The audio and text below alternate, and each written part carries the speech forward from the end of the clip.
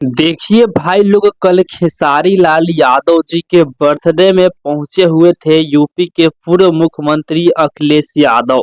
और जब अखिलेश यादव खेसारी लाल यादव जी के बर्थडे पार्टी में पहुंचे तो अखिलेश यादव जी को खेसारी लाल यादव जी कुछ इस तरीके से स्वागत किया है, जो कि आप लोग देख सकते हैं कि अखिलेश यादव जी को खेसारी लाल यादव जी एक बहुत ही बड़ा फूल का माला बनाए थे, जो कि आप लोग देख सकते हैं।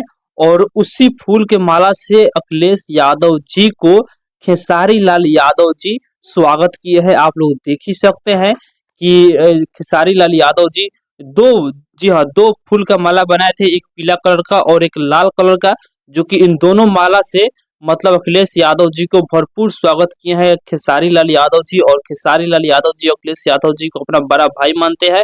आप लोग अक्सर देखते ही होंगे कि खेसारी लाल यादव जी और अखिलेश यादव जी का बहुत सारा तस्वीर वायरल होते ही रहता है। तो अखिलेश यादव जी खेसारी लाल यादव जी के बर्थडे पार्टी में कल पहुंचे हुए थे। लखनऊ में मनाया गया बर्थडे पार्टी।